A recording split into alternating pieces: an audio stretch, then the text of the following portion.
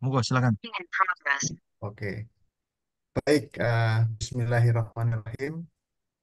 Yang kami hormati para pimpinan tinggi, administrator, pengawas, JFT Utama, Madya, Muda, dan Pertama, serta para hadirin sekalian berbahagia, dan Ketua Tim Diseminasi Informasi Kediklatan, sini ada Pak Nur Hidayat. Eh, Assalamualaikum warahmatullahi wabarakatuh.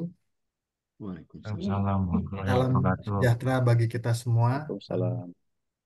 Pada pagi hari ini kita berbahagia sekali ya, tentunya mempersiapkan hari-hari ke depan ya, untuk meningkatkan kinerja kita gitu ya.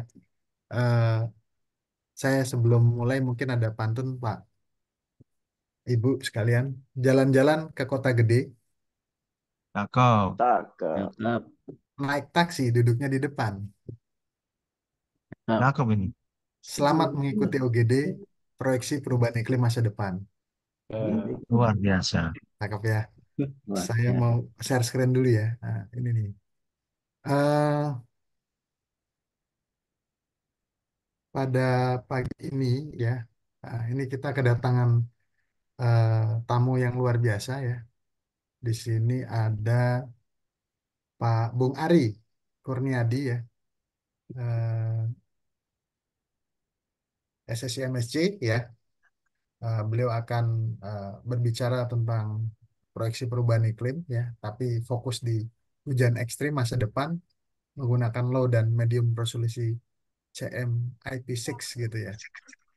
Dan kemudian Bung Mukni, nah, ini panggilnya Bung Enji ya, Bung Mukni Hadi Haryadi akan membahas tentang proyeksi perubahan iklim di Indonesia dan Southeast Asia, dampak pada musim kemarau, curah hujan ekstrim, dan aliran sungai.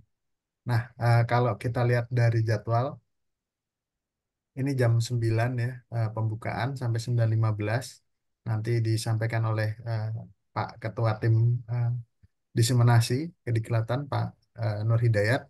Dan narasumber pertama Bung Ari ya, narasumber kedua Bung Mukni, kemudian moderator dan narasumber kita akan melakukan tanya jawab ya. Waktunya ini 30 menit ya. Jadi kami nanti akan memberikan waktu kepada narasumber ya. Ini yang menarik di sini Pak Ibu sekalian. Eh, saya baca ya, topik-topiknya menarik ya. Oke, OGD kali ini nih tentang climate talk ya. Belum. Wah, Dengan ini nggak ada asap, ada antang, dengan ya. nah ini mohon maaf bocor ya. Ini ceritanya climate talk dengan online group discussion gitu ya. Eh, Narasumber kita kali ini Bung Ari Kurniadi dan Bung Mukni Hadi Haryadi atau disapa Bung Ji. Mengapa saya bilang Bung ya? Supaya pagi ini kita merasakan semangat gelora pemuda Indonesia yang sedang berjuang menembus menembus Olimpiade Paris nanti malam. Ya Bung Ji dan Bu Ade ya. Ini Amin. kita sudah mulai. Amin. Mudah-mudahan berhasil ya. Eh, Amin. oke. Amin, amin. Nah, Bung Ari ini will present masalah perubahan iklim di future ya yang akan datang. Sedangkan Bung Ji nanti meneruskan aplikasinya dampak perubahan curah hujan tersebut pada aliran sungai. Nah, karena ini sangat menarik ya, makanya pagi hari ini kami mengundang secara khusus ya. Kita undang Bung Ari ini S2-nya Applied Meteorology and Climatology Management dari University of Reading dari UK, United Kingdom. Nah, Bung Ji ini S2-nya dari Physical and Air Quality dari Wageningen University Belanda. Nah, ini jadi kita apa namanya panggil naturalisasi. Yang satu dari Belanda, yang satu dari UK. Ya, ya. Untuk Mau bahas mempersiapkan bola. luar biasa. Nah, mungkin ada pertanyaan menarik ya, Bung Ari. Nanti bagaimana proyeksi masa depan hujan ekstrim di Indonesia berdasarkan 24 model iklim global dari CIMP dan juga untuk Bung Ji nanti bagaimana sih dampak perubahan iklim terhadap curah hujan ekstrim dan aliran sungai di Indonesia, terutama Sumatera, Jawa, Kalimantan, dan Papua. Kita tahu ya bahwa sebagian wilayah Kalimantan itu telah menjadi ibu kota negara. Nah, ini menarik juga nih. Ini bukan podcast ya. Ibu kota negara yang bernama Nusantara sebagai ibu kota masa depan, ya, future eh, city ya, itu smart city. Bahkan Undang-Undang Jakarta sekarang telah menjadi DKJ, daerah khusus Jakarta, yang di Jakarta nanti segera ganti KTP. Ini menarik karena penelitian climate change oleh Bung Ji ini ada di sini nih, yang lagi hangat-hangatnya. Karena Kalimantan itu apakah dia, karena hujan ekstrim, apakah menjadi banjir, apakah jadi memperkuat, dan bagaimana kan smart city dan menjadi ibu kota negara. Ini salah satunya ya penelitiannya gitu ya. Oke, ini semakin menarik kayaknya nih. Belum mulai aja udah panas. Kita lanjut lagi. Setelah sesi eh, narasumber memberikan present ya, nanti ada tanya jawab. Bapak Ibu sekalian bisa di chat ya, melalui fitur chat dengan menuliskan nama narasumber yang akan ditanya, atau bisa menyampaikan langsung pada sesi pertanyaan dimulai. Penutup moderator nanti ya. Oke, kalau gitu kita mulai ya Bapak Ibu, untuk pagi hari ini.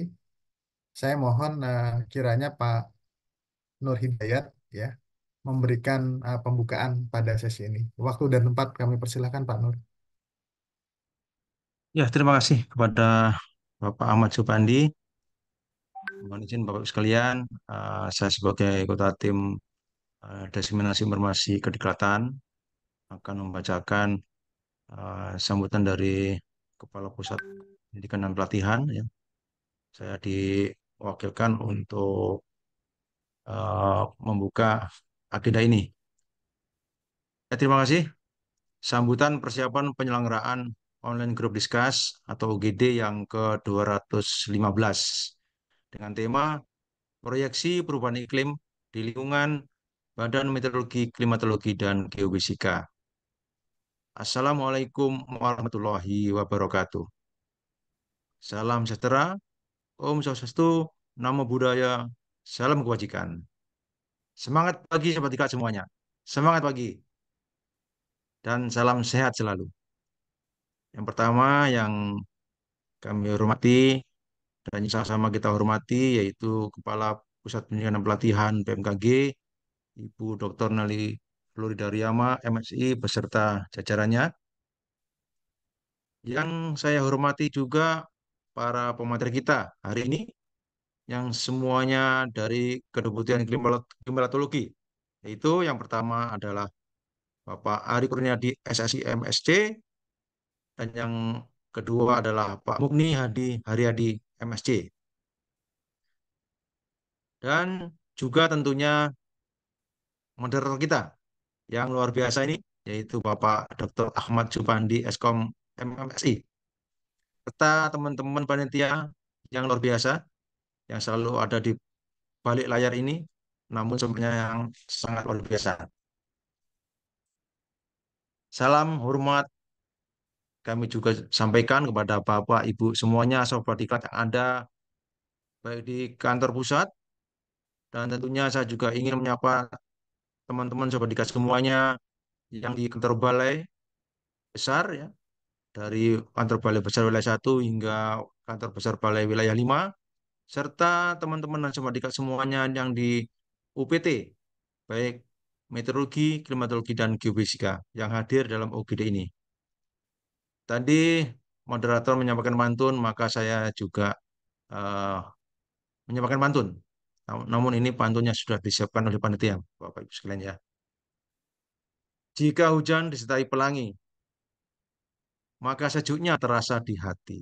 Cakep. Selamat datang di UGD untuk Pak Ari dan Pak Mugni, narasumber kita yang luar biasa hari ini. Ya, itulah pantun. Mudah-mudahan menambah semangat bagi Bapak Ibu semuanya. Saya ucapkan selamat datang pada acara online group discuss atau UGD yang ke-215 atau yang ke-15 di tahun ini dengan tema yang sangat menarik, yaitu proyeksi perubahan iklim. Dan marilah kita bersama-sama panjatkan puji syukur kehadirat Tuhan Yang Maha Esa karena berkat rahmat dan karunia-Nya, maka pada pagi hari ini kita masih diberikan kesempatan untuk dapat hadir dalam keadaan sehat walafiat. Para hadirin yang berbahagia, perubahan iklim merupakan tantangan global yang tidak bisa kita abaikan lagi, terutama ketika kita melihat dampaknya yang semakin nyata dalam kehidupan kita sehari-hari. Selain salam hormat juga kami sampaikan kepada tadi tinggalan ya. Selamat kepada eh, di sini kayaknya hadir tadi Bapak Kepala Balai berapa tadi ya? Kepala Balai 3 ya. Ya, selamat datang Bapak Kepala Balai. Ya, melalui UGD kita hari ini, kita akan menjelajahi proyeksi hujan ekstrim di masa depan menggunakan data low dan medium resolusi dari CMIP 6 ya. Saya juga berharap kita juga akan menggali lebih dalam tentang bagaimana perubahan iklim mempengaruhi Indonesia di kawasan Asia Tenggara secara khusus, dengan fokus pada musim kemarau. Ya, pada musim kemarau eh, yang panjang ini ya, curah hujan ekstrim yang mengkhawatirkan dan dampaknya terhadap aliran sungai yang vital bagi kehidupan kita sehari-hari. Para narasumber yang akan berbagi pengetahuan dan pengalaman mereka hari ini adalah ahli-ahli dalam bidang ini yang telah melakukan riset dan analisis yang seperti disampaikan oleh moderator tadi ya, riset dan analisis yang mendalam untuk memahami kompleksitas perubahan iklim dan bagaimana hal ini mempengaruhi wilayah kita. Saya mendorong semua peserta untuk berpartisipasi aktif dalam diskusi, mengajukan pertanyaan, dan berbagi perspektif. Dan mari kita gunakan platform ini untuk memberikan wawasan baru tentang proyeksi perubahan iklim. Dan semoga OGD kita kali ini dapat menginspirasi langkah-langkah generasi yang akan datang demi kemajuan yang berkelanjutan. Terima kasih atas kehadiran sobat diklat semuanya. Dan saya berharap semua orang mendapat sesi yang produktif dan mencerahkan. Semoga upaya kita bersama berkontribusi pada dunia, terutama peningkatan kualitas SDM BMKG, agar SDM BMKG menjadi SDM yang unggul dan tentunya berakhlak. Sambutan ini kami tutup juga dengan pantun. Harum sekali mangga kueni. Mangga dari kebun Pak Salim. Cakep, Di hari Kamis yang ceria ini, mari kita mengikuti UGD dengan tema proyeksi perubahan iklim. cakep. Demikian yang dapat kami sampaikan. Selamat mengikuti jalannya acara. Semoga bermanfaat bagi kita semuanya. Kami akhiri. Wabillahi taufiq wal hidayah. Wassalamualaikum warahmatullahi wabarakatuh. Atas nama Wah, Kepala Pusat Pendidikan dan Waalaikumsalam. Pelatihan BMKG, Dr. Nelly Florida Rima, MSI. Kepada Bapak Moderator, kami serahkan kembali. baik, terima kasih Pak Nur Hidayat, luar biasa. Kita beri aplaus ya Bapak Ibu kepada Pak Nur Hidayat. Di sini reaction clap, reaction, kemudian klik clap, Bapak Ibu ya. Baik, tanpa eh, apa fordu ya gitu ya. Jadi kita eh, masuk ke dalam sesi selanjutnya ya, yaitu sesi ini 15 ya. 15 pas narasumber pertama eh, Bung Ari ya, Bung Ari Kurniadi. Ini sapaannya Bung Ari ya. Siapa?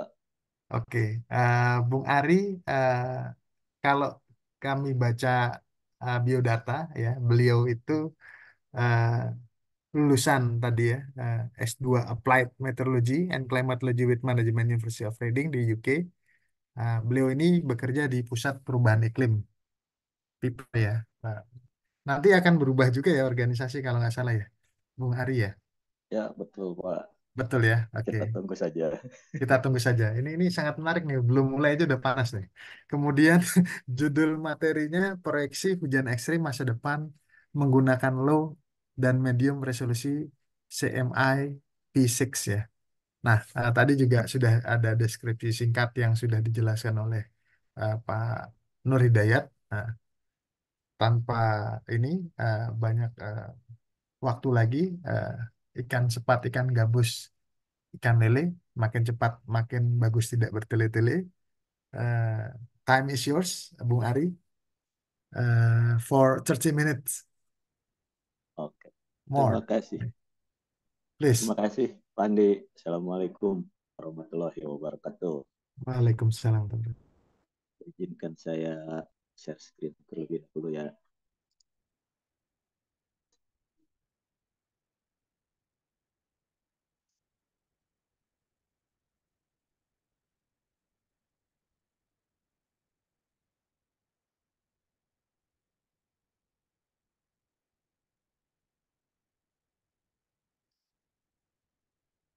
Ya, baik. Yang terhormat Bapak Ibu pejabat tinggi di lingkungan BMKG, Pak Ahmad Supandi, sebagai moderator, Pak Nur Hidayat, dan juga rekan saya sebagai narasumber berikutnya, Pak Mukni, Pak Muji. Yang saya banggakan para pegawai BMKG dimanapun, baik yang di pusat maupun yang di UPT. Izinkan saya menyampaikan ini judul presentasi saya, proyeksi hujan ekstrim masa depan menggunakan SMIP 6 dengan resolusi rendah dan menengah. Jadi yang akan saya sampaikan ini adalah apa yang saya kerjakan selama saya melaksanakan tugas belajar di New Zealand. Ini sponsor saya itu dari beasiswa Manaki NZS dari 2020 sampai ya tahun ini selesai. Jadi kurang lebih ini sharing apa sih yang udah saya buat selama saya melaksanakan tugas di Auckland ini. Jadi sesuai judulnya, saya mengerjakan proyeksi hujan ekstrim untuk masa depan dengan model yang dikeluarkan dari SMIP 6 ini. Tapi yang saya fokuskan waktu itu masih resolusi rendah dan menengah. Langsung saja materinya, kenapa fokusnya di hujan ekstrim. Jadi kita tahu ya, dari era industri sampai sekarang itu emisi gas rumah kaca terus meningkat. Nah, ini data terakhir dari NOAA. Bukan seperti ini untuk CO2. Ini kalau lihat poin ya. Nah, kalau kita lihat ini grafiknya dari tahun 1950-an atau 60-an, ini grafik emisi CO2 di atmosfer ini nggak pernah turun gitu. Ini data di bulan Maret, sekarang kan April ya, ini data bulan terakhir, Maret tahun 2022 418 ppm, tahun 2023 naik lagi 420, tahun 2024 425. Jadi istilahnya nggak ada istilahnya turun gitu. Walaupun udah ada Paris Agreement dan lain-lain ya, kenyataannya ini emisi nggak pernah ada indikasi turunnya nih. Itu juga kalau kita lihat ini data April nih, minggu terakhir, data updatean terakhir April 21 sampai 27, sama ini indikasinya. Last week ini mungkin kalau 10 tahun terakhir 401 ppm. Satu tahun terakhir untuk April keempat ini, minggu keempat 423, dan minggu terakhir kemarin 427, sama ini nggak ada indikasi berkurang atau stagnan. Jadi apa akselerasi terus lah ya. Terus apa sih indikasinya kalau gas rumah kaca ini terus diemisikan ke atmosfer? Nah, kurang lebih seperti ini. Si gas rumah kaca itu kan kalau yang tadi saya perlihatkan kan contohnya CO2 itu akan menyelimuti atmosfer kita, atmosfer bumi kita ini. Ketika atmosfer kita dipenuhi oleh gas rumah kaca, ketika ada sinar radiasi matahari ini kalau idealnya ada yang masuk, diserap dan dipantulkan kembali keluar angkasa gitu ya. Namun karena atmosfer kita sudah dilapisi sama gas rumah kaca ini, sebagian radiasi yang harusnya dilepaskan kembali ke luar angkasa itu malah dipantulkan balik lagi ke permukaan bumi. Itu otomatis nanti bumi kan akan kebanyakan radiasi. Nah, sehingga nanti suatu saat akan meningkatkan suhu permukaan gitu ya kalau secara umum. Nah, ini sesuai dengan data pengamatan dunia. Ini di global mean temperature, suhu rata-rata global juga menunjukkan ini suhu dari era industri terutama meningkat secara signifikan, dan yang unik di dekade terakhir ini, 10 tahun terakhir dinyatakan sebagai dekade terpanas di dunia gitu. Jadi permukaan bumi semakin panas. Dan ini data BMKG juga untuk di Indonesia sejalan. Jadi ini data anomali suhu di Indonesia untuk 10 tahun terakhir ini menunjukkan bahwa 10 tahun atau kalau di WMO dikatakan 12 tahun terakhir ya.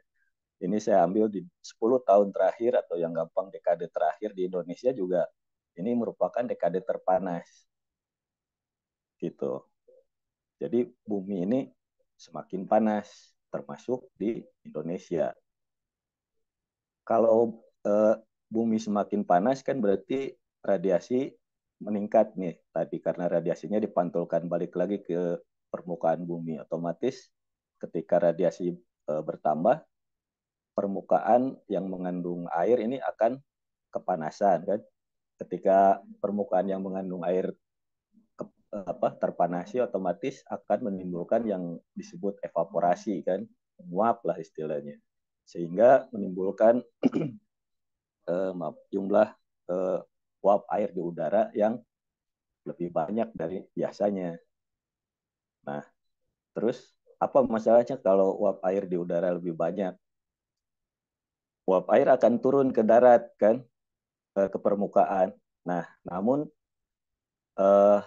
distribusi turunnya uap air ini ternyata tidak merata, karena di beberapa daerah menjadi lebih kering dan di beberapa daerah turun lebih banyak airnya gitu. Jadi cenderung lebih basah. Jadi ada daerah yang menjadi cenderung ekstrim kering, beberapa daerah menjadi ekstrim basah gitu. Selanjutnya, kenapa kalau satu daerah kering, satu daerah basah? Nah, pada kenyataannya bencana hidrometeorologi atau bencana yang terkait dengan kondisi iklim itu ditunjukkan oleh BNPB untuk 10 tahun terakhir peningkatannya sangat signifikan gitu. Bisa dilihat dari sekitar 2000 bisa sampai hampir 5000 di tahun 2020. Ini kan peningkatannya hampir bisa mencapai hampir 3 kali lipat. Sangat signifikan gitu kan. Makanya kita studi saya fokus ke hujan ekstrim, kurang lebih seperti itu. Lalu setelah itu apa sih yang disebut dengan proyeksi perubahan iklim? Nah, sebelum masuk ke proyeksi perubahan iklim, saya ingin memberikan ilustrasi lah. Ini kan gambaran umum lah untuk kawan-kawan Bapak Ibu di BMKG ya. Kita udah bisa lah pasti membedakan antara cuaca dan iklim ya. Kalau cuaca itu kondisi atmosfer dalam jangka pendek, lokasinya juga. Terus kalau climate itu istilahnya statistik dari cuaca, jadi periodenya untuk jangka panjang. Nah, jadi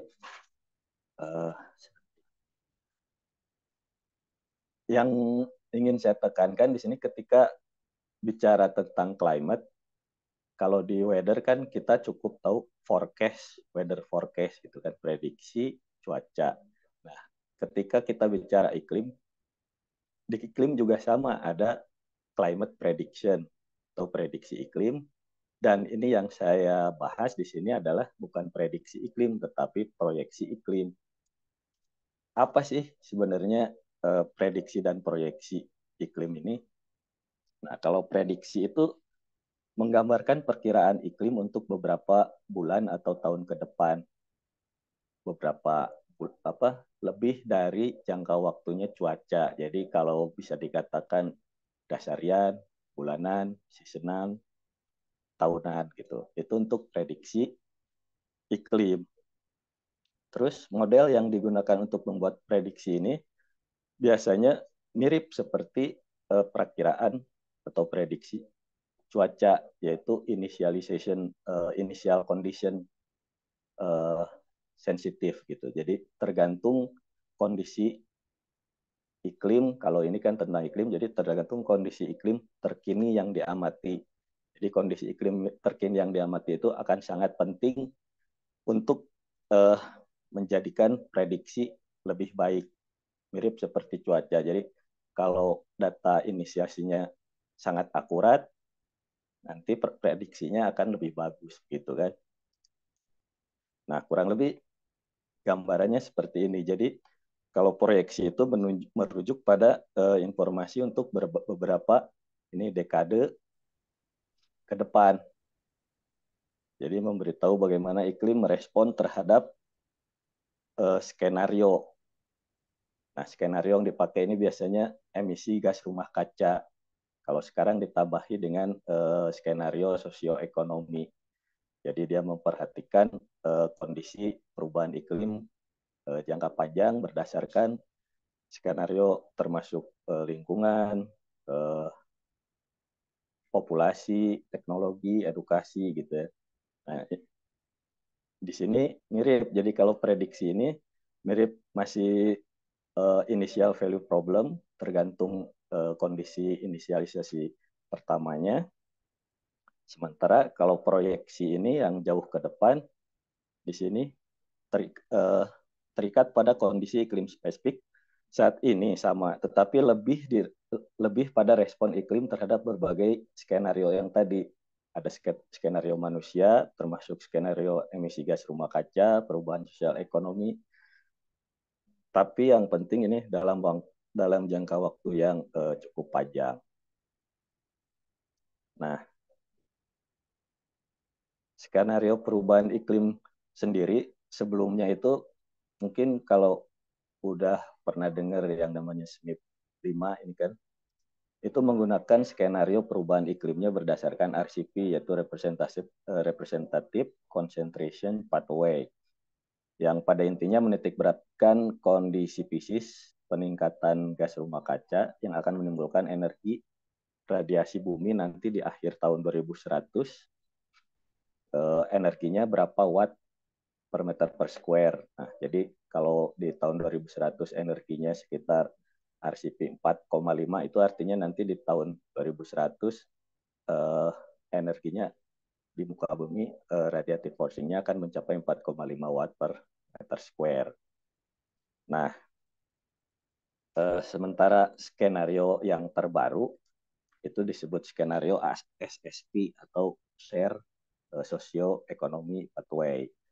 Ini memperhitungkan detail atau memodelkan sisi sosioekonomi ya. Jadi seperti pertumbuhan populasi, pertumbuhan ekonomi, gitu, perkembangan ataupun sebaran teknologi, dan juga perkembangan pendidikan itu dipertimbangkan dalam skenario SSP ini. Dan kenyataannya justru pertumbuhan populasi, ekonomi, teknologi, dan pendidikan itu menentukan skenario RCP ini. Jadi di perkembangan model yang terbaru, dua skenario ini digabungkan. Jadi kalau SSP-nya misalnya perkembangan populasinya bagaimana, nanti kan bisa menimbulkan deviasi energi atau RCP yang berbeda-beda kan. Bisa jadi RCP-nya rendah juga, bisa jadi RCP-nya menengah, bisa jadi RCP-nya menimbulkan RCP yang terburuk. Makanya dibuatlah kombinasi ini pada model Global Climate Model ini, GCM, Global Climate Model, atau juga biasa disebut ESM, Earth System Model.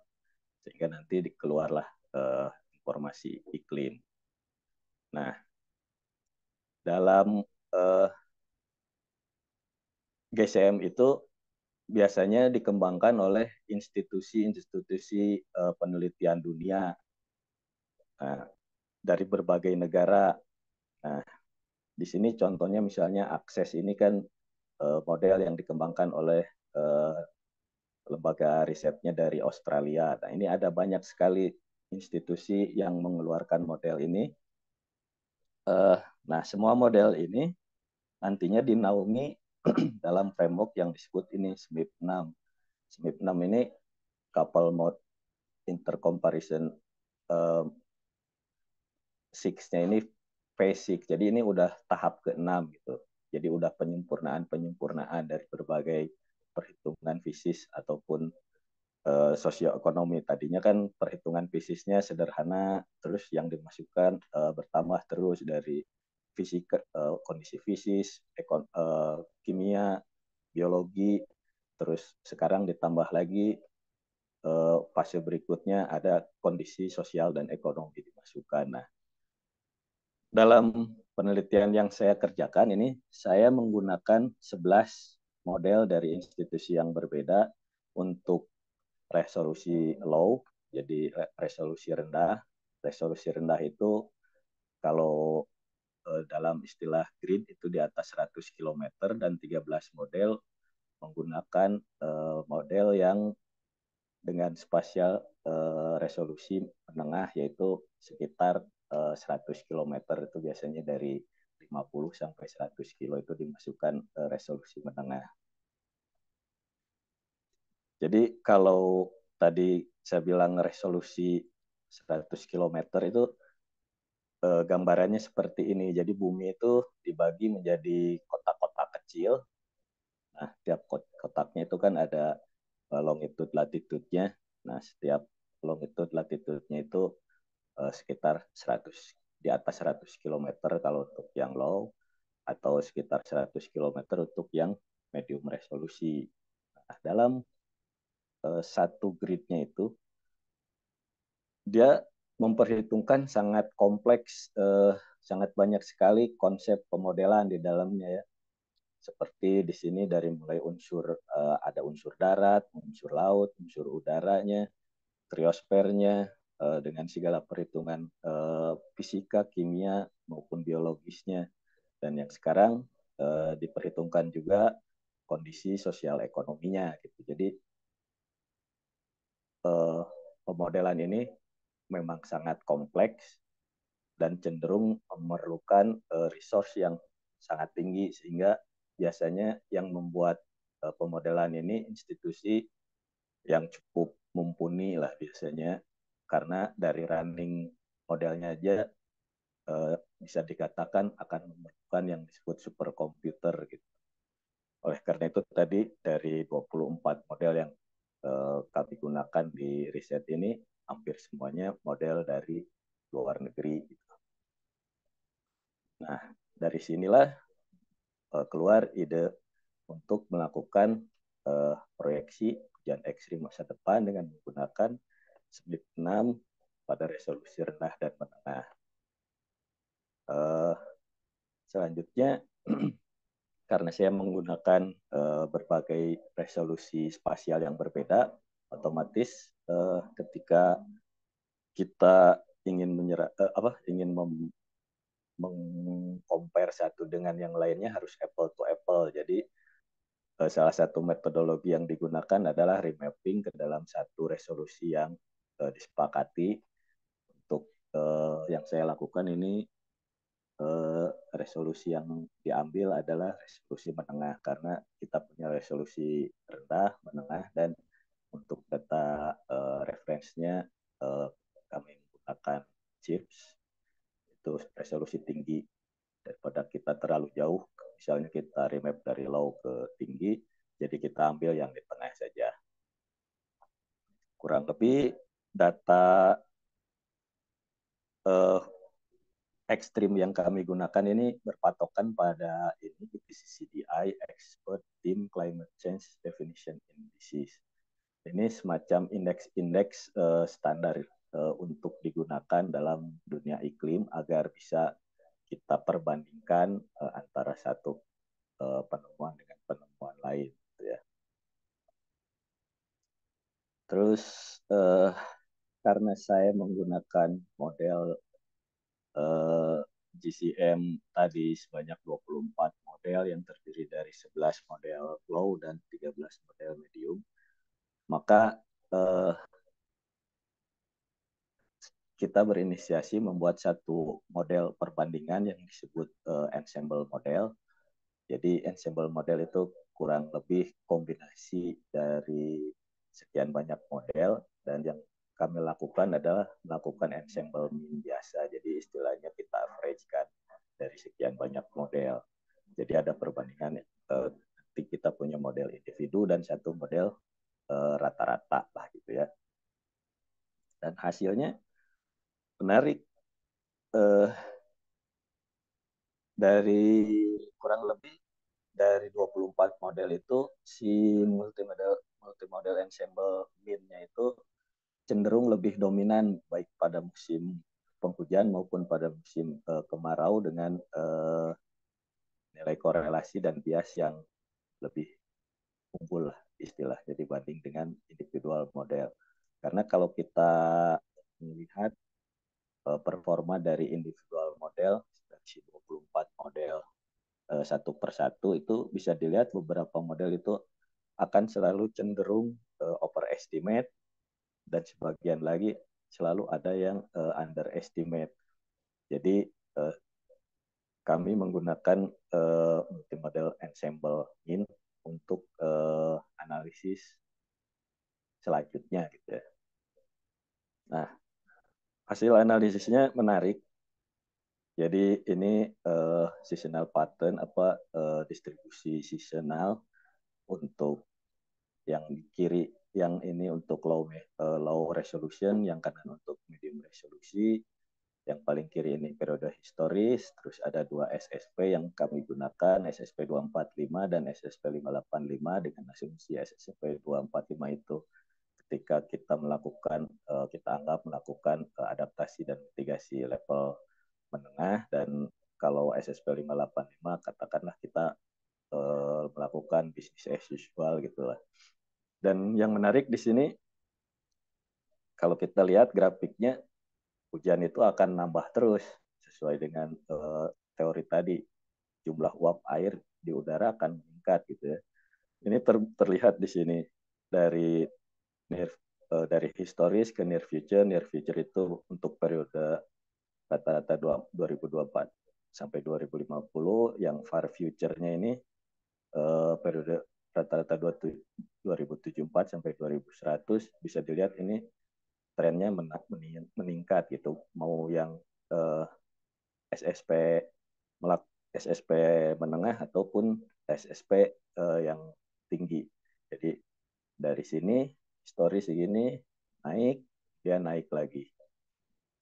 Ini berlaku untuk kedua model resolusi, low resolusi maupun medium resolusi. Mungkin ini lebih jelasnya kalau kita plot seperti annual cycle seperti ini ya. Jadi kalau yang garis hitam ini periode historis, yang biru itu SSP menengah, yang merah SSP business as usual. Kalau yang garis agak muda itu periode yang future tapi belum jauh banget. Nah, yang warna tua ini periode yang mendekati tahun 2100. Bisa dilihat di sini baik yang low maupun medium, periode musim hujan ini dari Desember, Januari, ini hampir semua model sangat sepakat kalau nanti di masa depan akan cenderung menjadi lebih basah gitu. Jadi musim hujan akan menjadi lebih basah. Dan yang menarik, ketika di musim kemaraunya ini Juni, Juli, Agustus, untuk yang medium resolusi ini sangat sepakat, semua model cenderung memproyeksikan hujan nanti akan lebih kering. Jadi kalau bisa dikatakan istilahnya ini model Smith 6 ini memproyeksikan masa depan yang musim basah makin basah, musim kering bakal tambah kering gitu ya kalau secara rata-rata nasional. Ini kan rata-rata wilayah Indonesia.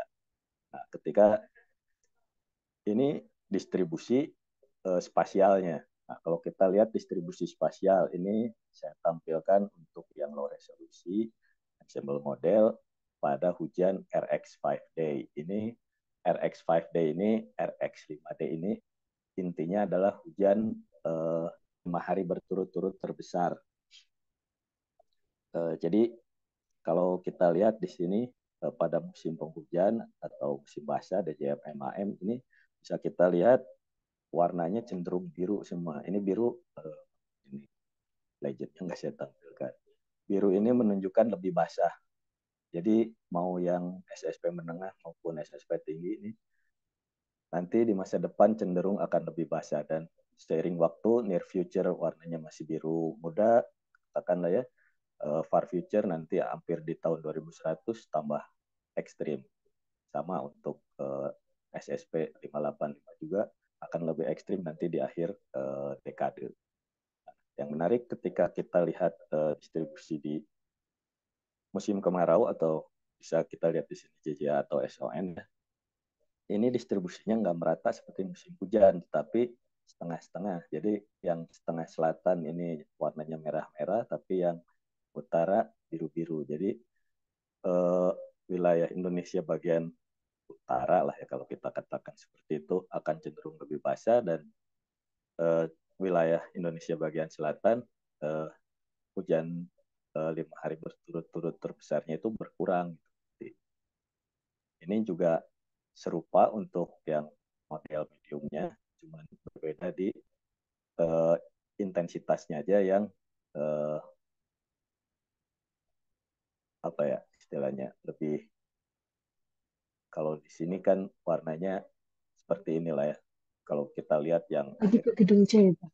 Ya. lebih Iya, Pak. gelap, ini lebih banyak lagi yang lebih gelap. Nah, sekarang kita coba lihat indeks kekeringan. Indeks kekeringan yang saya pakai di sini CDD, consecutive dry day. Jadi hari tidak ada hujan terpanjang dalam tahun tertentu. Nah, hasilnya ini yang menarik. Pas musim kemarau, si CDD makin panjang gitu kan. Makin merah warnanya, jadi nanti makin panjang. Dan ternyata kalau kita lihat musim penghujan sebaliknya serupa dengan indeks basah, setengah-setengah, setengah utara, setengah selatan lah kalau bisa dikatakan seperti itu, walaupun tidak absolut seperti itu ya. Dan hasil untuk yang medium resolusi juga sama seperti yang low resolusi.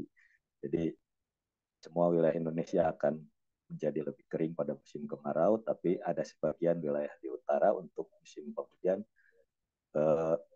hari keringnya malah berkurang.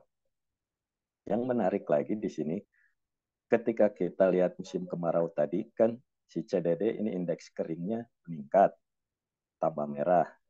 Nah, ketika kita lihat indeks basah pada musim kemarau, tidak ternyata sebagian wilayah justru indeks basahnya juga meningkat. Jadi yang bawah ini kan CDD indeks keringnya meningkat, yang RX5D indeks basahnya juga sebagian wilayah meningkat.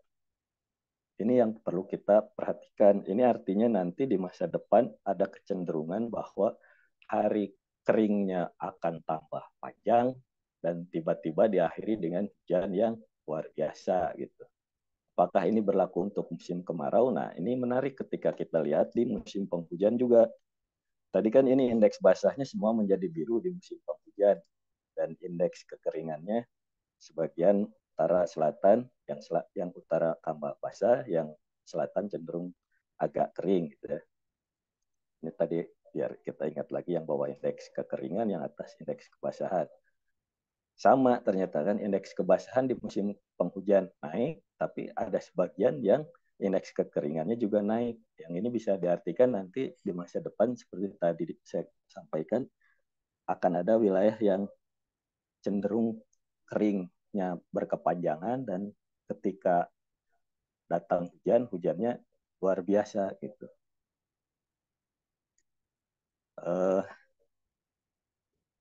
Yang menarik lagi, kemungkinan besar ketika nilai ekstrimnya dihitung itu akan cenderung melampaui rekor yang pernah tercatat pada periode historis. Nih, kalau kita lihat data distribusi proyeksi ekstrim, ini kan nilai mediannya yang hitam historis, yang berwarna future, cenderung bergeser ke kanan. Nah, yang perlu kita waspadai lebih, ini di nilai upper value-nya. Jadi si nilai besar, si nilai proyeksi nilai hujan ekstrim yang paling besarnya ada kemungkinan selalu di atas nilai yang hitam. Jadi sangat memungkinkan untuk terjadi hujan ekstrim mau yang indeks basah ini ya, ini yang indeks kering, sama akan ada kemungkinan melampaui historis pada saat ini. Jadi kurang lebih summary-nya, bumi yang semakin panas ini kemungkinan besar akan menimbulkan pola hujan ekstrim di masa depan yang akan terus memecahkan nilai rekor sejarah. Inilah yang perlu diperhatikan oleh para pengambil kebijakan lah di Indonesia. Kurang lebih itu inti dari penelitian yang saya kerjakan, dan ini sudah diabadikan di jurnal, dua jurnal ini bisa diakses langsung melalui DOI-nya. Lebih dan kurangnya saya ucapkan terima kasih dan maaf kalau ada kekurangan. Saya kembalikan kepada Pak Andi sebagai moderator. Terima kasih. Assalamualaikum warahmatullahi wabarakatuh. Waalaikumsalam warahmatullahi wabarakatuh. Luar biasa, ini waktunya pas, Pak. Kita beri plus dulu untuk Pak Ari Kurniadi. Ini pas 00.14 ya. Saya timernya nih. Kita reaction clap ya Bapak Ibu ya. Silakan reaction, kita clap. Oke, baik.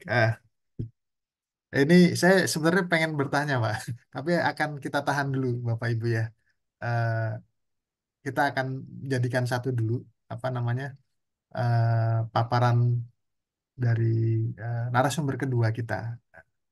Ya, terima kasih Pak Bung Ari. Ya, Pak Selanjutnya Ade. hmm, kita akan mendengarkan apa namanya, paparan eh, narasumber kedua kita. Mohon, saya sebenarnya juga ada gatel mau bertanya gitu ya. Tetapi mohon kiranya Bapak Ibu juga bisa menahan, bisa di chat ya nanti kalau saya buka sesi tanya jawab. Dan ini untuk selanjutnya adalah Bung Mukni Hadi Haryadi, MSc ya, dari Pusat Layanan Iklim Terapan. Beliau S2 dari Meteorology and Air Quality Wageningen ya, Belanda. Kemudian eh, ada pertanyaan juga ya, yang bisa eh, apa berkembang ya. Yang sederhana lah bagaimana dampak perubahan iklim terhadap curah hujan ekstrim dan aliran sungai di Indonesia. Pak, ini ya penelitiannya itu di Sumatera, Jawa, Kalimantan, dan Papua. Without further ado, time is yours, Bung Ji. Baik, Pak Andi, izin share screen. Eh,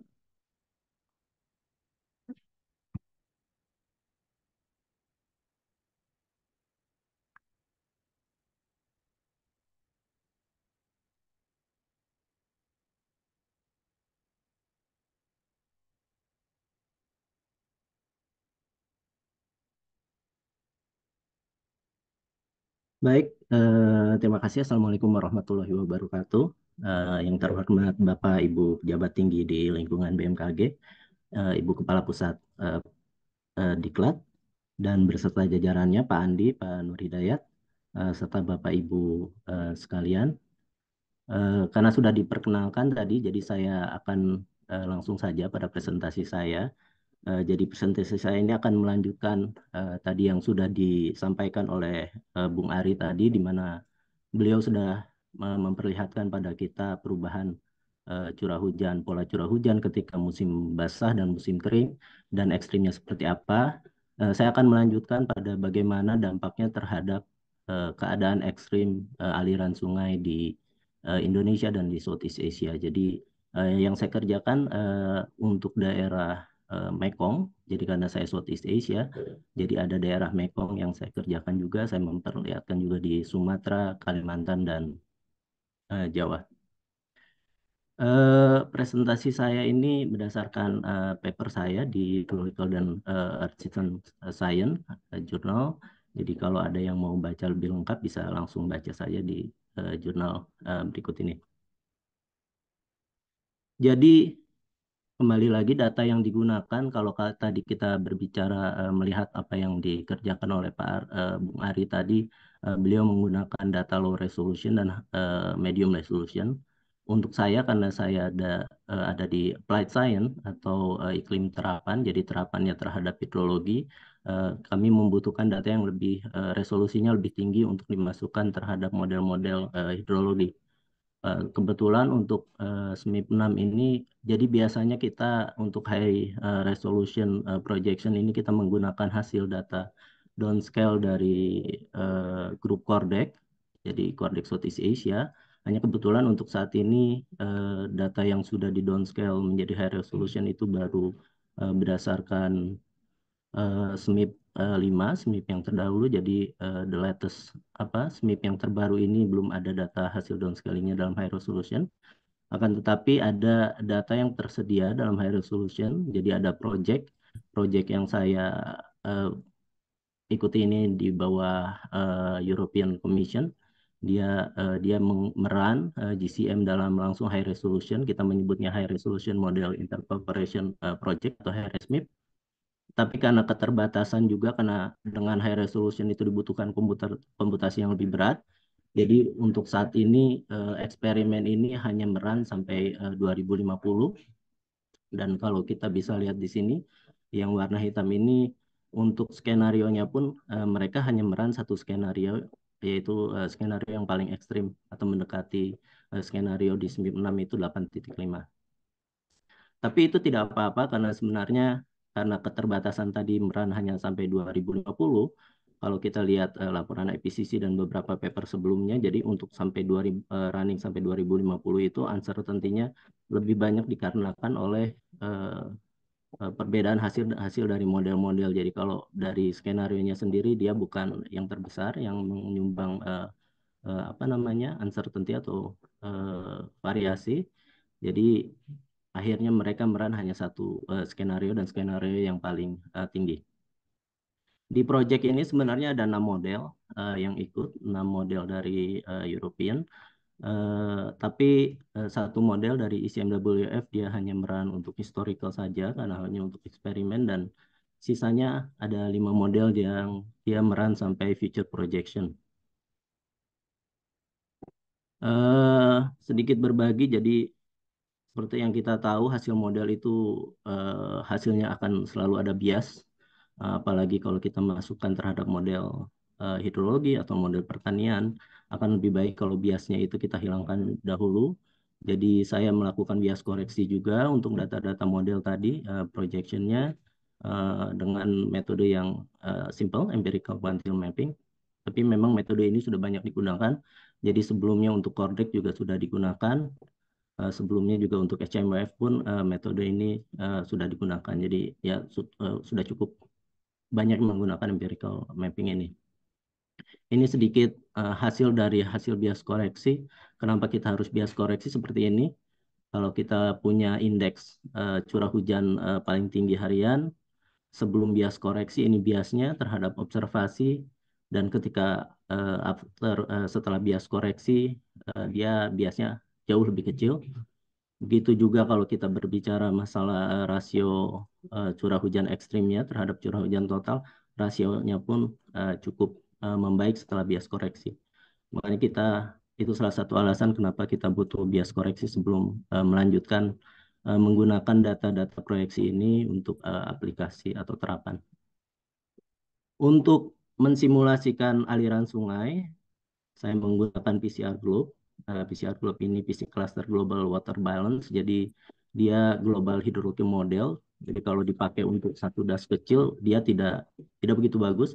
Tapi untuk skalanya global atau skalanya regional, Eh, ini model yang cukup baik, dia global water balance. Eh, Papernya sendiri bisa dilihat dari di sini, dia dikembangkan oleh di Utrecht University.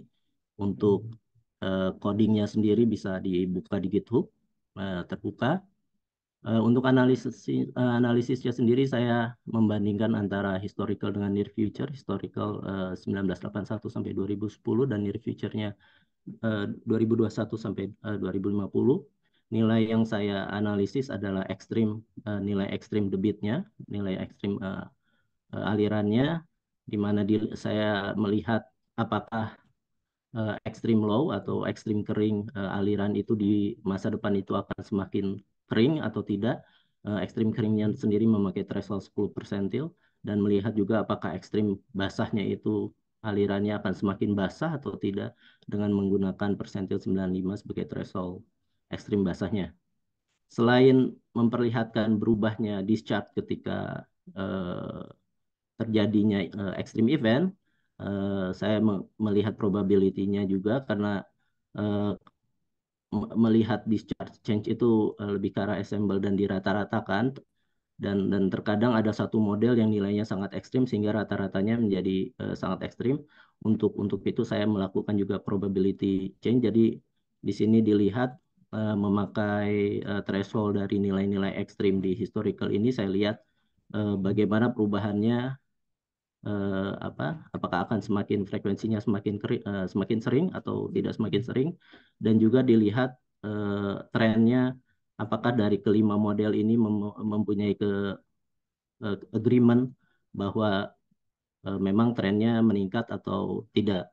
Jadi kalau misalnya 3 dari model itu menyatakan mereka memang meningkat, jadi kita bisa apa kita bisa tunjukkan bahwa memang peningkatannya itu cukup signifikan dan model-model mempunyai tingkat agreement yang tinggi. Sebelum eh, melihat bagaimana alirannya akan berubah, sedikit mengantar saja. Tadi Bung Ari sudah memperlihatkan bagaimana perubahan secara seasonal, eh, ekstrim keringnya dan ekstrim basahnya. Ini saya summarize-kan saja untuk tidak seasonal, tapi dalam 1 tahun bagaimana CDD ini akan berubah absolutnya. Jadi kalau kita lihat dry spell ini untuk daerah Indonesia akan meningkat seperti di daerah Sumatera dan Jawa, dan kita bisa lihat sendiri juga keseluruhan model ini yang diarsir ini memperlihatkan bahwa lebih dari 3 model yang agree kalau terjadi tren yang signifikan. Jadi kita bisa lihat juga model memang setuju seluruh model akan terjadi peningkatan di daerah Jawa dan Sumatera, serta di utara mainland Southeast Asia atau Indochina. Dan ini juga untuk nilai ekstrim curah hujan spektrum basahnya. Tadi juga diperlihatkan oleh Bung Ari bagaimana daerah-daerah di utara lebih banyak meningkat ekstrimnya. Kalau secara tahunan juga secara absolutnya juga bisa diperlihat di sini bahwa nilai-nilai ekstrim basah itu akan sangat meningkat, terutama di Kalimantan dan ya daerah utara Indonesia. Bagaimana impact-nya terhadap aliran sungai ini untuk daerah Mekong? Jadi kembali di Mekong itu CDD-nya meningkat di daerah utara Laos ini dan di bagian selatan Mekong River-nya di Vietnam, sehingga impact-nya bisa kita lihat bahwa low flow-nya atau kejadian aliran keringnya akan semakin kering di Mekong ini, bergerak dari bagian tengah Mekong River ini sampai ke selatan, keseluruhan mereka akan semakin kering. Uh, Event keringnya itu akan lebih ekstrim. Dan kalau kita lihat apakah kejadian kering saat historical ini akan semakin sering, kita bisa lihat di sini ya untuk daerah bagian tengah Mekong River ini memperlihatkan bahwa kejadian kering di masa depan itu akan lebih sering terjadi dibanding masa sekarang. Ini untuk ekstrim basahnya, high flow-nya. Kalau kita lihat peningkatan ekstrim basah itu lebih banyak terjadi di selatan sini, selatan Kambodia dan Vietnam. Eh, dan kalau hasilnya kita lihat juga bahwa peningkatan semakin tinggi, di sini yang semakin orange ini semakin tinggi, nilai discharge-nya ketika ekstrim basah memang terjadi di daerah selatan, walaupun tidak seluruh sungai, tapi lebih pada sungai-sungai kecilnya. Begitupun probability-nya hampir sama. Lalu ini untuk Indonesia, ini Sumatera dan Malaysia, Peninsular Malaysia, kita bisa lihat bahwa CDD meningkat untuk Sumatera, apalagi bagian selatan. Sehingga impact-nya bisa kita lihat sini, seluruhan Sumatera ini kejadian kering, aliran keringnya akan semakin ekstrim, hampir di seluruh Sumatera, dan lebih besar penurunannya atau lebih ekstrimnya untuk sedikit bagian-bagian selatan Sumatera ini. Sedikit berbeda untuk probabilitas peningkatan frekuensi kejadian event keringnya, yang lebih tinggi atau probabilitasnya akan lebih sering terjadi itu malah di bagian yang utara. Jadi bagian yang kekeringannya semakin kering itu lebih ekstrim di bagian selatan, tapi apabila kita memakai threshold kejadian kering di historical, kejadian kering di historical ini akan lebih sering terjadi di future-nya, peningkatannya lebih pada bagian utara Sumatera. Ini untuk basahnya. Jadi kalau kita bisa lihat basahnya Sumatera ini hampir keseluruhan warnanya hijau walaupun tidak terlalu tinggi. Impact-nya terhadap high flow tidak begitu banyak, lebih cenderung normal. Di Sumatera ini ada sedikit bagian di selatan, tapi keseluruhan sih normal. Dan ada peningkatan probabilitas juga, tapi pada dasarnya lebih normal.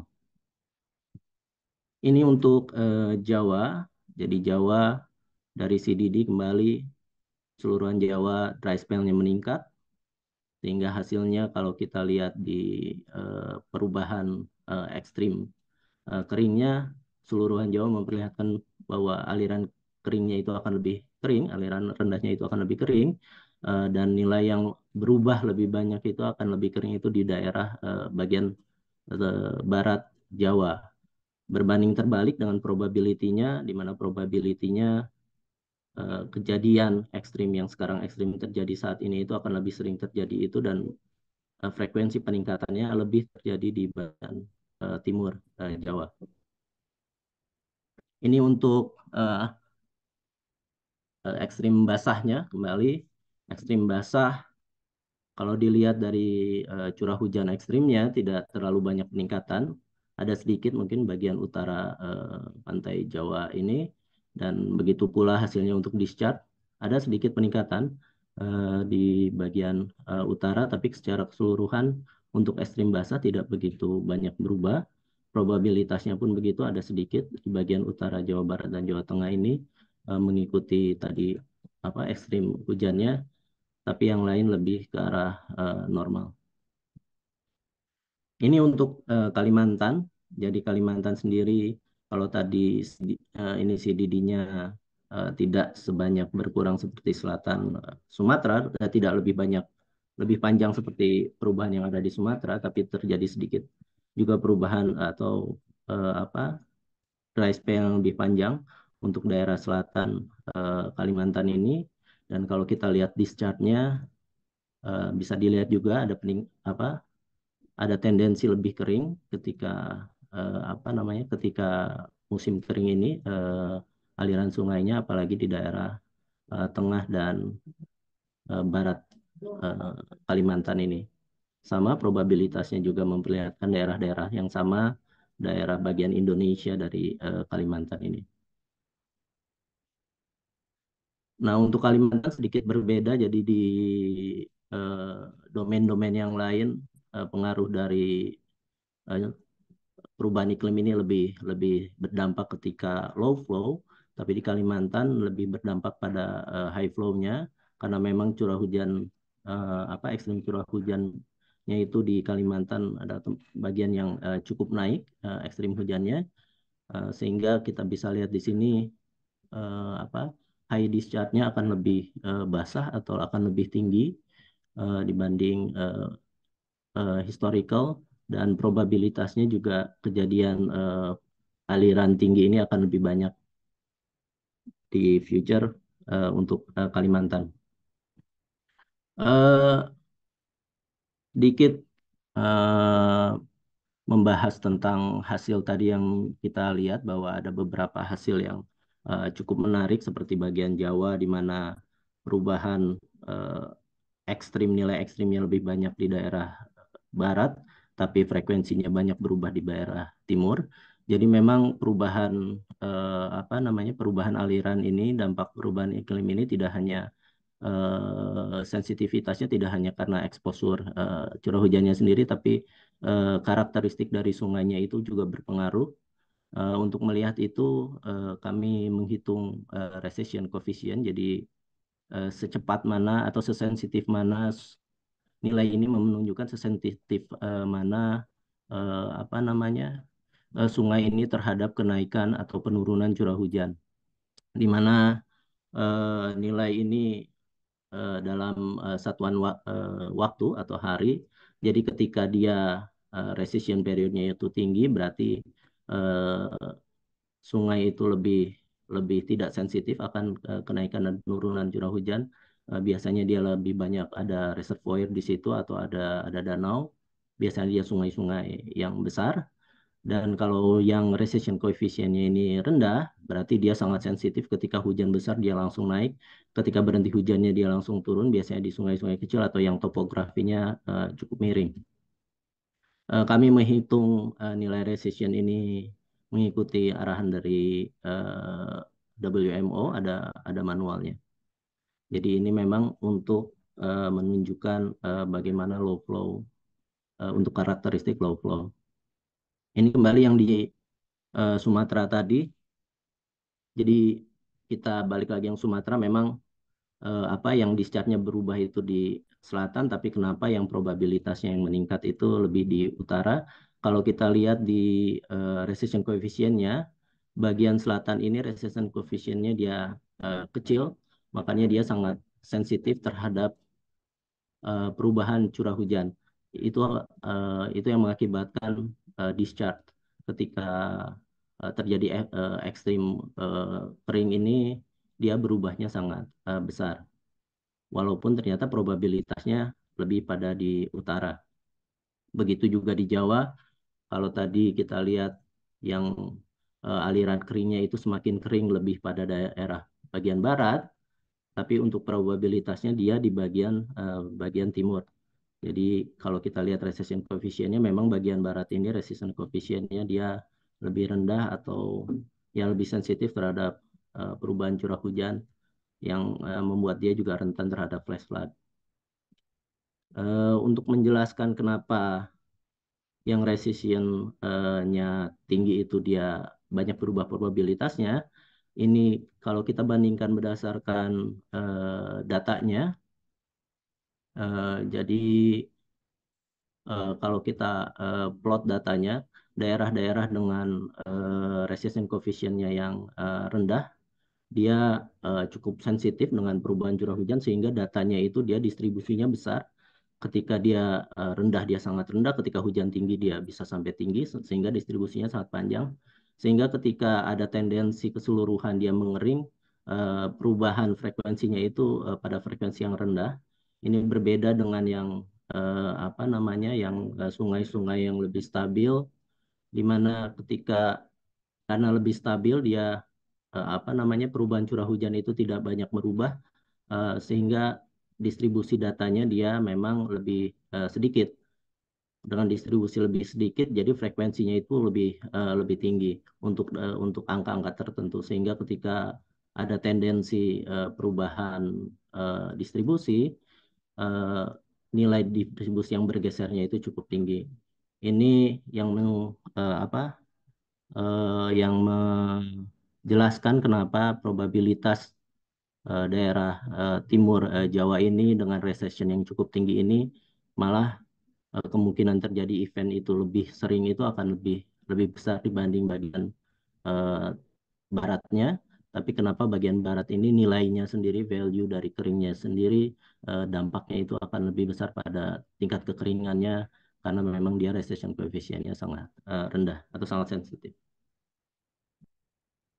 Ya, jadi eh, itu hasil dari studi saya, sedikit mengsamarikan saja untuk masalah curah hujan di Southeast Asia ini, apalagi di mainland di Indochina ini, Myanmar akan menghadapi masalah yang paling besar karena kalau tadi kita bisa lihat balik, bagian utaranya itu akan lebih tinggi CDD-nya dan bagian selatannya itu dia akan akan mengalami ekstrim rainfall yang lebih tinggi apalagi di bagian pantai bagian baratnya. Sedangkan untuk Indonesia sendiri peningkatan CDD atau kejadian yang lebih kering itu akan terlihat di daerah Sumatera dan Jawa, Bali Nusa, bagian selatan Jawa, Indonesia, dan peningkatan ekstrim curah hujan ini akan lebih terlihat di daerah utara seperti Kalimantan, Papua, dan Sumatera. Untuk arah curah hujannya, untuk ke arah flow-nya sendiri, aliran, tadi kita bisa lihat untuk Mekong sendiri mereka harus lebih waspada di bagian tengah dan bagian selatan Mekong karena pengurangan perubahan stream flow-nya ketika ekstrim itu akan lebih terjadi di sana beserta probability-nya. Sedangkan untuk Indonesia hampir keseluruhan low flow itu akan berubah. Jadi kita harus lebih mempersiapkan diri bahwa impact dari perubahan iklim ini akan lebih berasa pada aliran aliran kering dibanding aliran ketika tinggi untuk hampir keseluruhan domain kecuali Borneo di mana aliran tingginya yang harus kita waspadai. Dan untuk nilai-nilai yang tinggi aliran kering yang akan semakin kering ini harus kita lihat seperti bagian Sumatera dan Jawa di mana daerah ini yang mengalami CDD dan pengurangan low flow yang sangat besar. Dan untuk terakhir, walaupun kita bisa melihat impact dari perubahan iklim ini berdasarkan karakteristik sungai juga, jadi untuk sungai-sungai yang punya karakteristik lebih stabil, alirannya, mereka mungkin tidak akan terlalu berdampak terhadap nilai ekstrimnya, tapi kita harus tetap waspada dengan peningkatan kejadian ekstrim yang akan lebih meningkat. Baik, Pak Andi, sekian presentasi saya. Saya kembalikan pada Pak Andi. Baik, terima kasih Pak Mukni Hadi Haradi, Bung Nji ya.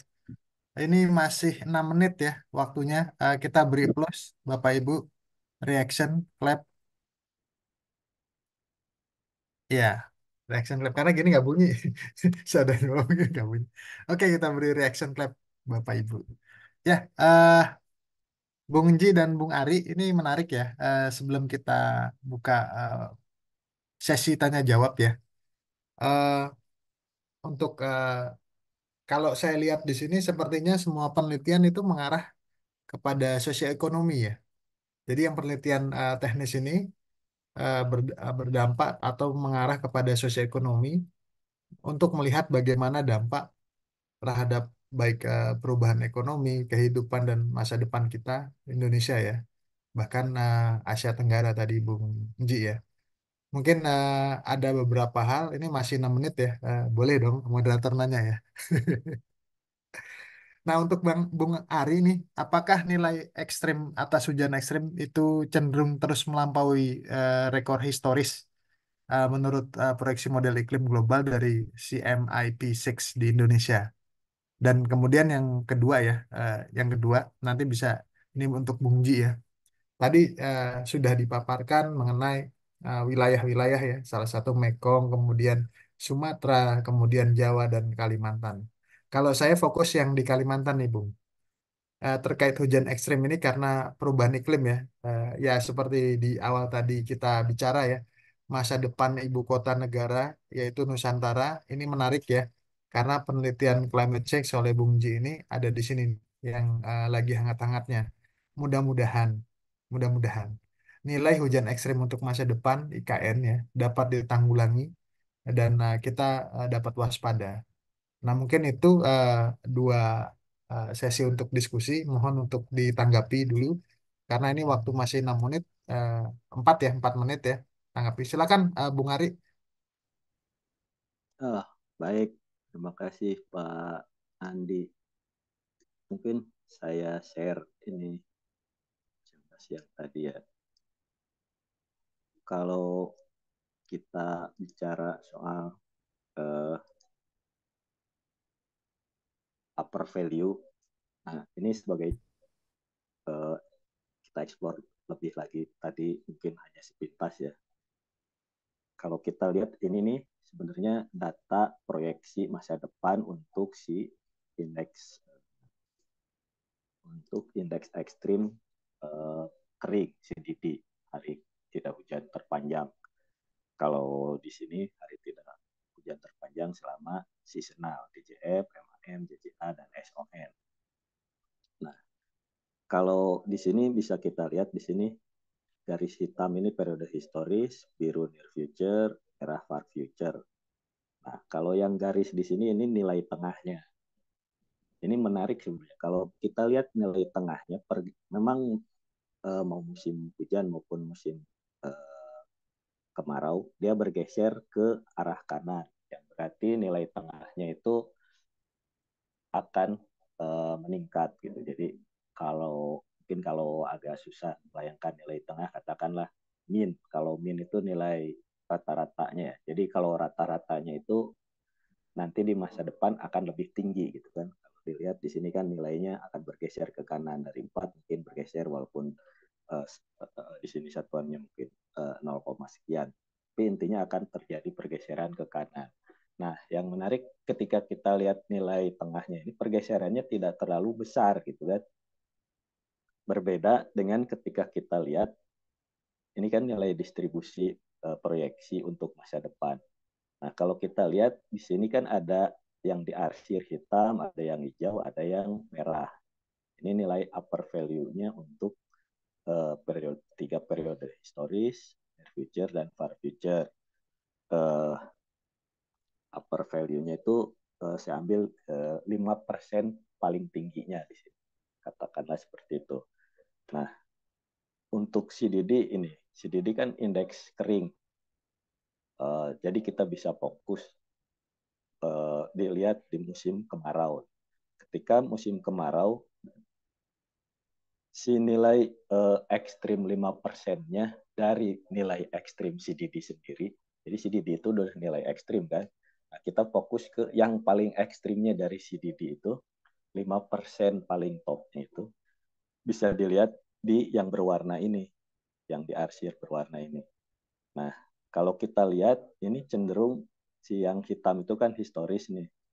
Ini katakan dari model yang low resolusi untuk SSP 245, ini yang skenario adaptasi mitigasi menengah, ini yang adaptasinya minim gitu ya.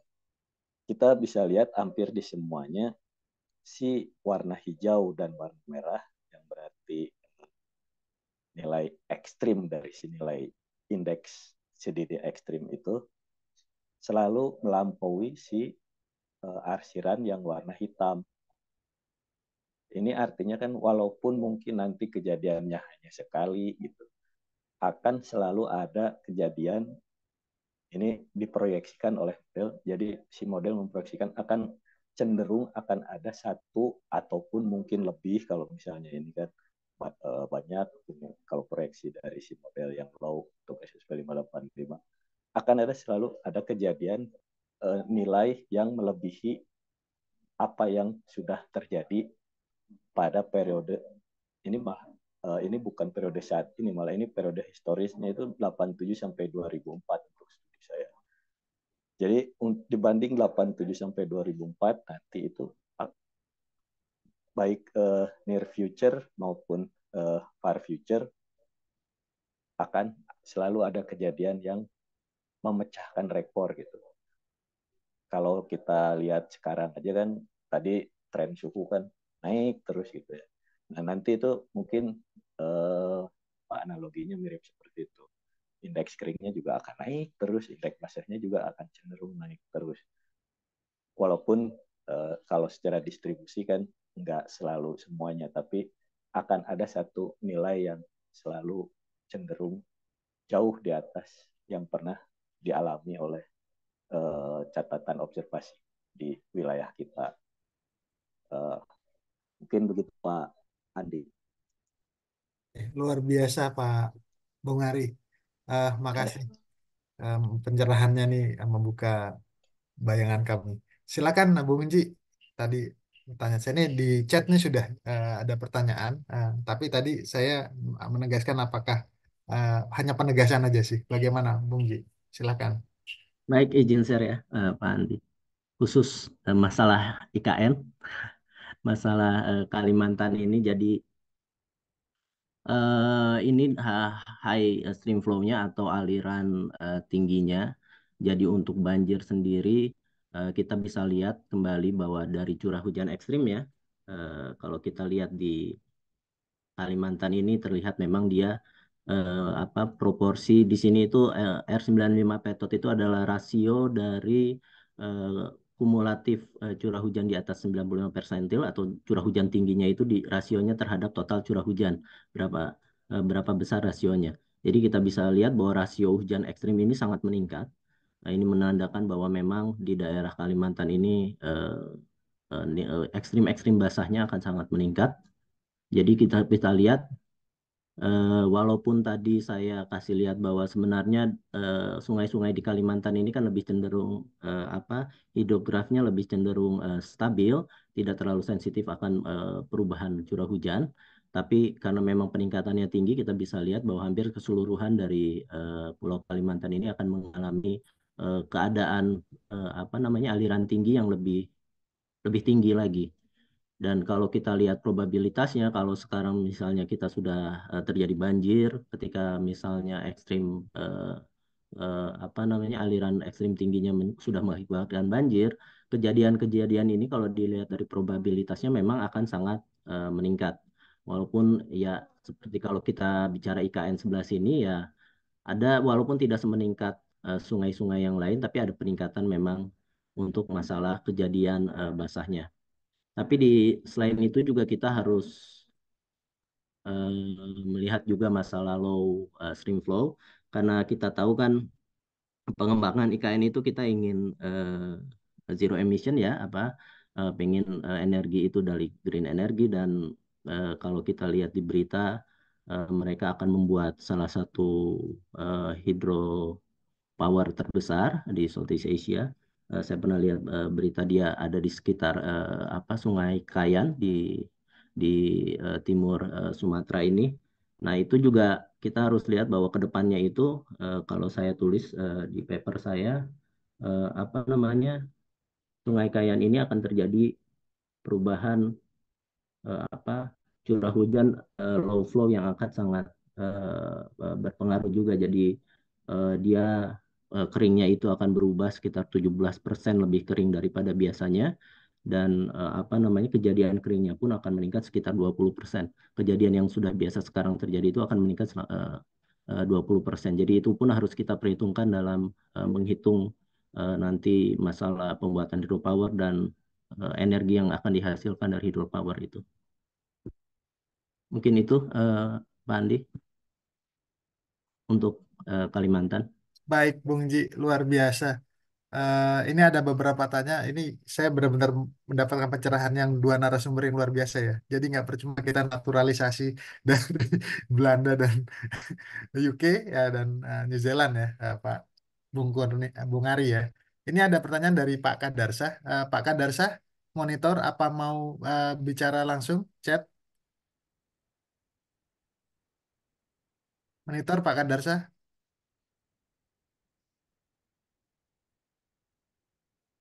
Oke, saya bacakan ya Pak. Nah, pertanyaan untuk Pak Mukni Hadi Haryadi. Yang pertama, di Kalimantan. Nah, ini jadi Kalimantan nih, Pak. Bung. Jadi di Kalimantan saat high stream flow berbeda dengan pulau lain, apakah hal ini dipengaruhi karena Pulau Kalimantan memiliki banyak rawa atau lahan gambut? Kemudian yang kedua, kondisi perbedaan high stream flow dan low stream flow, apakah dipengaruhi juga dengan tipe sungai, vegetasi, tipe tanah, urbanisasi, industrialisasi, dan lain-lain. Silakan, Pak. Baik, kembali untuk Kalimantan ya. Jadi memang apa namanya land cover itu karakteristik dari apa namanya daerah aliran sungai basin itu akan sangat berpengaruh pada aliran sungainya. Begitupun yang terjadi di Kalimantan karena dia banyak rawa, lahan gambut dan cenderung stream apa namanya kalau kita melihat hidrografnya dia lebih cenderung stabil karena memang sungai-sungai besar. Nah, apakah itu akan berpengaruh? Jelas seperti yang saya tampilkan sebelumnya bahwa apa namanya ketika kita punya apa recession coefficient atau karakteristik sungai yang dia sangat sensitif terhadap nilai-nilai ekstrim hujan, dia perubahannya akan sangat lebih sensitif. Tapi untuk Kalimantan sendiri sebenarnya dia karena recessionnya cukup tinggi, dia tidak sesensitif seperti sungai-sungai di Jawa atau daerah Sumatera yang dia berpegunungan. Tapi kembali kenapa stream flow high-nya itu dia tinggi, seperti yang saya sampaikan sebelumnya bahwa memang ekstrim, saya share kembali saya. Jadi ekstrim memang ekstrim apa namanya ekstrim basahnya itu memang sangat tinggi di Kalimantan ini sehingga memang dia pengaruh dibanding dengan pengaruh CDD yang tidak terlalu tinggi perubahannya dia akan lebih rentan terhadap kenaikan high stream flow-nya atau apa aliran yang sangat besar. Dan apakah memang berpengaruh apa namanya karakteristik lahan di pertanyaan kedua apakah berpengaruh land cover-nya seperti apa karakteristik sungainya seperti apa. Ya seperti yang saya sampaikan, saya coba melihat dari recession coefficient-nya. Ini berdasarkan data, jadi dia karena kami tidak punya data untuk land use di masa depan, jadi land use sendiri kita pakai untuk masa depan itu stabil di land use yang sekarang. Tapi kembali karakteristik itu bagaimana lerengnya, bagaimana kemiringan sungai, atau gimana stabilnya sungai itu akan sangat berpengaruh terhadap nilai-nilai ekstrim. Seperti yang di Jawa, seperti yang saya perlihatkan bahwa ketika sungai ini adalah sungai-sungai yang curam atau recession coefficient-nya itu rendah, dia peningkatan atau pengurangan aliran ekstrimnya itu akan lebih dibanding daerah yang mempunyai recession coefficient yang tinggi. Tapi bukan berarti yang tinggi ini aman, karena yang tinggi ini akan lebih rentan terhadap peningkatan kejadian. Karena seperti yang saya bilang tadi bahwa distribusi datanya yang kecil, jadi terjadi pergeseran distribusi, dia frekuensi yang berubahnya itu cukup tinggi. Mungkin itu dari saya, Pak Andi. Baik, mudah-mudahan bisa menjawab ya Pak Kadar saya dari Bumji ya. Oke, baik. Pertanyaan kedua dari Naila Alvina. Izin bertanya untuk Bung Ari ya. Apakah bisa dijelaskan resolusi temporal yang dari dataset yang dipakai? Baik, terima kasih Bung Andi. Terima kasih ini Mbak Naila ya. Pertanyaannya sangat teknis. Jadi saya tidak terlalu membahas teknis dan presentasi tadi tentunya ya. Tapi intinya dalam kegiatan ini resolusi temporal untuk yang kita kerjakan itu resolusinya harian. Jadi daily data. Kenapa daily data? Karena itu raw dan tentunya akan lebih representatif walaupun nanti analisisnya mungkin kalaupun yang kami kerjakan tadi kan seasonal ya. Tentunya kalau kita ambil tapi nggak ada juga data seasonal. Ada mungkin data monthly ya. Kalau kita mau analisis data seasonal dengan menggunakan monthly, tentunya kan ketika kita melakukan averaging ataupun statistical equation lain untuk mendapatkan data monthly sendiri, itu kan sudah ada pre-processing mulai dari quality control data, apakah dilakukan assessing tertentu, tentunya ada kemungkinan untuk terjadi sedikit perubahan dari data sebelum nanti lebih luas lagi.